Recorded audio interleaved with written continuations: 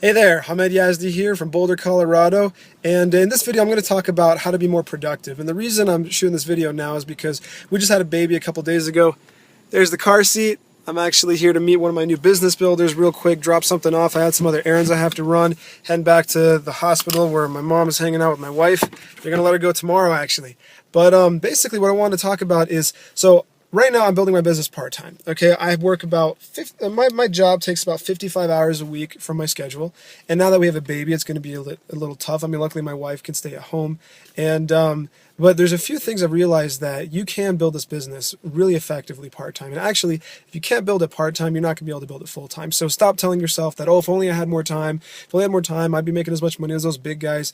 If you can't build it part-time, you can't build it full-time. Just remember that, because it's the habits that you develop effectively and using your time wisely that will eventually lead you to being able to do this business effectively when you do become full-time. So just keep that in mind and erase that myth that you just need more time. Okay, there's people who have 5 kids in our organization and or in our business, and you still see them making the biggest checks. They're still juggling so many things, and they've just become really good at effectively managing their time. So here's a few tips for you. One, there's a great book by Brian Tracy called Eat That Frog.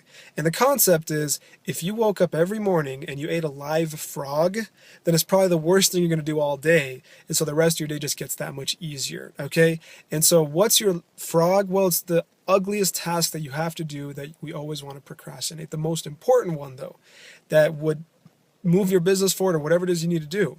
And so I'll give you an example. We have a gal on our team who's just rocking it, just doing an awesome job. Recently, she committed to setting one appointment per day.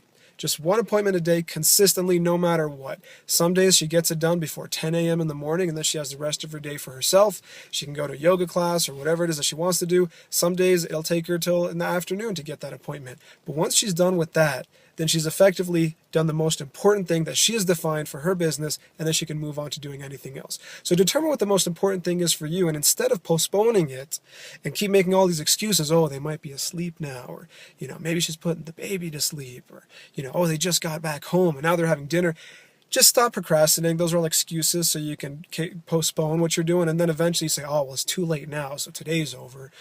Just make the call that you have to make, or whatever it is that you have to do, and then look at the important things. Because the problem is, when we focus on little tasks like checking emails and things that don't really affect the bottom line in our business, they're not income producing activities, those little activities, they multiply. You will never get them all done. Okay, so focus on the important things, prioritize it, make a list, and focus on the top 2 or 3 things, get those done, and then move about doing anything else in your day. And this actually moves me on to another topic. Sometimes your day seems to fly so quickly that you're not really sure how the time passed, and it just seems like the day's over.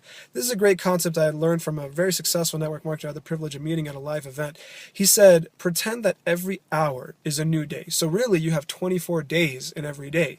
So let's say from 2 o'clock to 3 o'clock, you procrastinated, okay? Whatever, you took a nap, you fell asleep, you just didn't get what you needed to get done. 3 o'clock comes around, boom, it's a new day. Why wait till 8 hours of sleep to conduct the day in the way that you want to?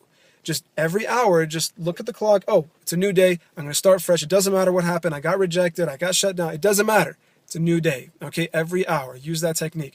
Third, I want to talk about the Pomodoro technique, which is basically the 25 5-minute rule. So instead of, if you have 2 hours to build your business, don't sit down for 2 hours straight, because what happens is we often lose concentration. I mean, the human mind cannot pay attention to one thing for 2 hours, and we keep bouncing around and quote unquote multitasking, which is the worst use of time ever.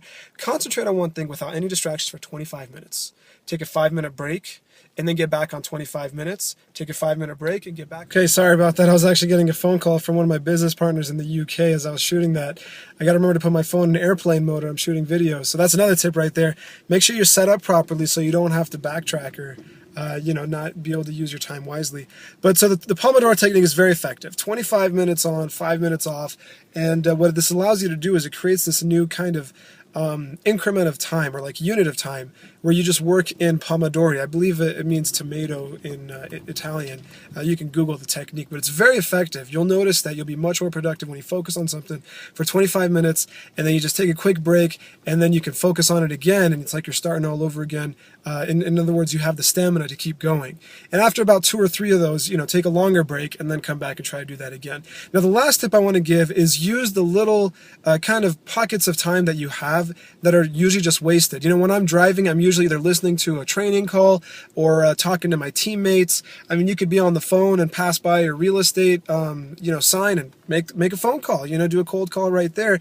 Use the time that you have right now. I'm at a red light right now and just, continuing this video because I figured, hey, I have the time. I'm running errands. But right now I can shoot this video. So, hey, leave a comment. Let me know how you like to use your time more effectively. If you have any other techniques and tips that, you can help with using time more productively and effectively.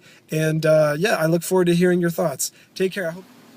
Oh, and there's one thing I forgot to mention in this video that's very, very important. It has everything to do with your mentality. Don't tell yourself, if only I could do this business full time, then I could have the results I want to have. Let me tell you the reality, and please accept this. If you cannot build this business part-time, you won't be able to build it full-time. Let me say that again. If you can't build this business part-time, you won't be able to build it full-time. Okay? So use these productivity habits that will basically become the habits for you so that when you do go full-time, you'll still use your time productively. Okay? I mean, you will find a way. Okay? Leaders find a way, and that's the end of the story. If you have more business coming in than you can handle, that's always a good problem to have. You'll find a way, okay? You'll get in touch with your leaders. You do whatever you need to do to make it happen. I used to subconsciously prevent my success because I used to wonder, oh my gosh, what do I do if I have more business than I can handle? I used to get a little bit worried about that thought, and that would make me procrastinate more. It's a good problem to have more business than you can handle, okay? When you're in the situation where you have to make it happen, your body goes into like this survival mode, this, kind of just this you just become really super productive. It's kind of like one of my colleagues at work, actually. He was telling me how he was a full-time student, and so was his wife. He worked full-time, and so did his wife, while they were raising 3 kids. Now think about that. Okay, he would work all night, get a few hours of sleep. His wife would work during the day. He would study at night, and then he would take care of the kids during the day, and then go to school at night, and then go to his job. And it made me realize that it might seem impossible for someone who's not in that situation to do that, but I'm a dad now. I've been a dad for about 2 days now. Super excited. Our baby's just so adorable. We love him so much. It's amazing. It's just a wonderful feeling. But I have a job. It takes about 55 hours of my time every week, and I'm building my business part-time. And of course I have to attend my wife. She even had a C-section, and so that requires a little bit more attention. But I promise you, I'm still going to move my business forward because I understand that I have to be able to build this business part-time for me to ever see the results I want to see while building it full-time. Okay? So please accept that fact and use these tips that I was given in this video to move your business forward, even with a little bit of time each day. God bless.